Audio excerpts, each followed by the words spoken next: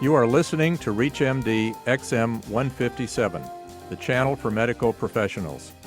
Welcome to The Revealing Retina, presented by the American Retina Foundation. I am your host, Dr. Roy Levit, President of the American Retina Foundation, and joining me today is Dr. Huang. He is Professor of Ophthalmology at Case Western Reserve University in Cleveland, Ohio. He is Vice Chairman of the Department of Ophthalmology and the Director of Vitreoretinal Diseases and Surgery at University Hospital's Case Medical Center. He serves on the Executive Board of Directors and is the current Credentials Committee Chairperson of the American Society of Retina Specialists, the world's largest organization of retina specialists. Today we are discussing diabetic retinopathy, and I would like for you, Suber, to start out with an epidemiological overview of what diabetes represents in this country today. Hi, Roy. Nice to speak with you today. Diabetes is a very, very prevalent disease, and it's growing more prevalent in the United States every year. It's estimated that 135 million people have diabetes worldwide, and it's estimated by the year 2025 that 300 million people will have diabetes at that time. Currently, there are 16 million Americans that are affected from diabetes, so it's really all around us. There are 800,000 new cases per year, mostly of the type 2 non-juvenile onset type. And there are certain populations that are really at much higher risk: African Americans, Latinos, and Native Americans. Worldwide, it's really quite staggering. 6 people in the world die each minute from diabetes and its complications, and those with diabetes have a 25 times greater chance of blindness without treatment than people without diabetes. In the United States, we mentioned that African Americans are particularly at risk. There's an estimated 2.8 million African Americans who have diabetes, representing 13% of the United States population. More than 1 out of 10 African Americans have diabetes, and 1 of 4 African American women over 50 has the disease. Overall, from an eye standpoint, we also know that this is a very, very serious problem. It's the number 1 cause of blindness in working-age Americans, and parallels its number 1 status as the cause of kidney failure, renal dialysis, and transplantation, and the number 1 cause of non-traumatic amputation. So there's not a single part of our lives that aren't in some ways affected by diabetes. Those who don't have it most assuredly know people who do. Suber, why do you think there's this increase in incidence? That's a good question, Roy. There are some studies to show that our diet is at fault, and certainly in developing countries, the rise of diabetes seems to parallel that of socioeconomic status. So unfortunately, our country is doing very well, and we are certainly living longer, but we are probably gaining too much weight, and that's certainly a cause in some populations. Other epidemiologic and genetic factors, certain subpopulations, have a predilection for developing this disease. We certainly are aware that it's increasing in frequency, not only for the type 2 disease that comes with later age, but also type 1 disease, which occurs in children and even infants. Suber, if a patient has diabetes and they are referred to your office as a retina specialist, what would they expect, or what should they expect as part of their examination? Retina specialists are, of course, first and foremost ophthalmologists, and first and foremost we are medical doctors. As part of every examination, establishing the chief complaint, what brings them to the office, is very important. Some people are referred for a diabetes check. They may have no symptoms, but that is one of the key features of diabetes, where you may indeed, a patient may have retinopathy and changes to the retina, even rather advanced ones, without symptoms. So being checked even without symptoms can be very, very important. After taking a complete history, you'll be asked about what medicines you take, your medical history, your surgical history, your allergies, your social history, whether you have a family history of diseases of the eye, as well as other diseases, and you will have a complete examination. A complete examination would consist of a careful testing of the vision, including refraction, and a check of the pupillary system, the eye movement system, your visual fields. When we use high-powered stereo biomicroscopic examination called a slit lamp to look at the front of the eye structures in great detail. After that, you could be expected to receive dilating drops, and the dilating drops allow us a much better view to the posterior pole and to the retina and the structures that exist there, including the optic nerve. Once the eyes are dilated, we use a variety of microscopes and ophthalmoscopes to look inside the eye. And one of the great advantages that we have as retina specialists is that our equipment allows us to view far out into the periphery. If we were to examine the United States and then through an undilated pupil, we might only see the city of Chicago or perhaps the state of Illinois.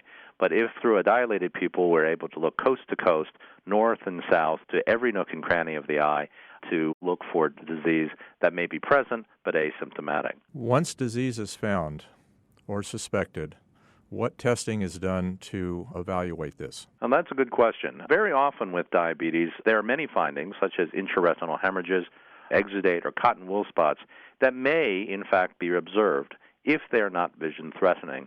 We are particularly attentive to changes, however, that affect or threaten vision. And those changes, the ones that we concentrate most on, are those of macular edema, fovea-threatening exudate, and the development of abnormal vessels called retinal neovascularization. Several tests can be performed as ancillary studies to further investigate whether there's presence of these conditions. One of them is called optical coherence tomography, and OCT is a test that allows us to determine whether there is thickening of the retina, and if so, how much there is. This can be a good surrogate for allowing us to see whether treatments that we perform are working or perhaps not working. Another important study is called fluorescein angiography.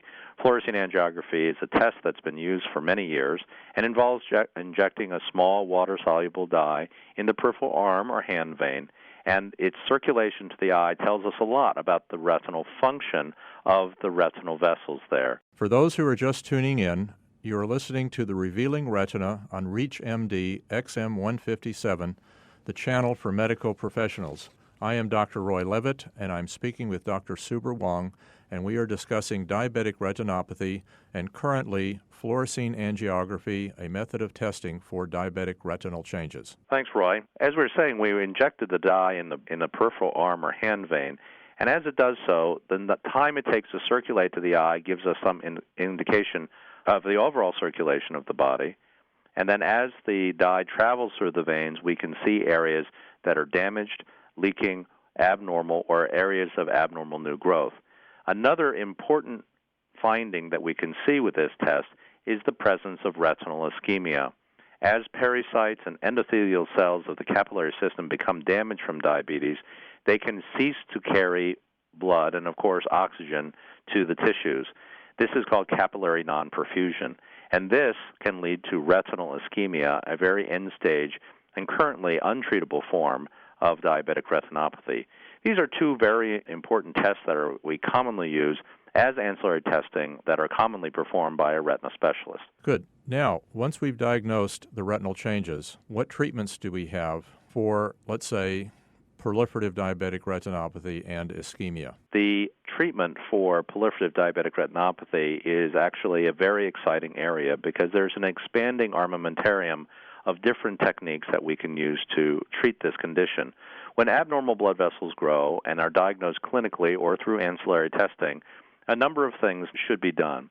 We know from the important work from the National Eye Institute and National Institutes of Health in the diabetic retinopathy study and the early treatment of diabetic retinopathy studies that were performed in the 70s and 80s, that laser treatment, peripheral laser photocoagulation placed around the periphery of the retina, does decrease the likelihood of progressing to severe visual loss by 50% versus those untreated individuals.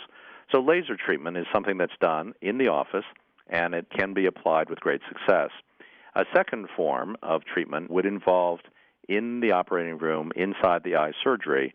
Frequently, this procedure is called vitrectomy, and this has also been refined over the last several decades, where we can treat conditions that cannot be treated with a laser, such as vitreous hemorrhage or very severe end-stage complications of proliferative retinopathy. When a vitrectomy is performed, this is usually done as an outpatient. It can be as brief as 20 minutes in length or several hours, depending on the complexity of the case. It's typically done under local anesthetic as an outpatient, where the patient may be even able to tell you whether or not they are having any discomfort or would like to be a little more asleep. During this procedure, small micro-incisions are made through the sclera, the white part of the eye, and the eye is entered using a combined suction and cutting device called a vitrectomy instrument. Usually, another hand is used for illumination of the eye or for a secondary instrument in order to grasp neovascular membranes, to peel them, cut them, excise them, or remove them in some other fashion. So vitrectomy surgery is also an extremely useful adjunct for very advanced disease. A third and very important and very exciting method of treating proliferative diabetic retinopathy and its subsequent neovascularization is the use of pharmacologic agents. The use of pharmacologic agents for neovascularization has been getting more and more widespread recognition as an effective treatment for neovascularization. The use of anti-vascular endothelial growth factor agents, that is, antibodies to VEGF, can block the effect of circulating molecules and cause stabilization or regression of neovascularization. As a secondary and sometimes extremely important side effect, there also decreases the abnormal vascular permeability and may decrease macular edema, improving vision. All of this sounds very promising, Suber, but I do think that this needs to be a team approach, and I would like for you to comment on how you are involved with other levels of medical care. I couldn't agree more. This is a problem that affects all practitioners, and I think that the team approach of treating this disease and its attendant complications is very important. Certainly, treating the level of hemoglobin A1C or reducing the level of hemoglobin A1C to modulate the severity of diabetes is a critical first step, but modulating other risk factors such as hypertension, the level of cholesterol, and smoking also play an important role. I am involved with a number of other organizations. I am the program chair for the Diabetic Eye Disease section of the National Eye Health Education Program, NEHEP, which directly reports to the National Eye Institute and the National Institutes of Health. This consortium of important stakeholders in the field of medicine have as their function spreading the word about educating patients and educating practitioners in the treatment of diabetic eye disease. Dr. Suber Huang, thank you for speaking with us about diabetic retinopathy. I'm your host, Dr. Roy Levit, and I'd like to thank you for listening to The Revealing Retina, presented by the American Retina Foundation. For more information, visit us online at americanretina.org. We welcome your questions and comments. Please visit us at reachmd.com. Our new on-demand and new podcast features will allow you access to our entire program library. Again, thanks for listening to ReachMD XM157, the channel for medical professionals.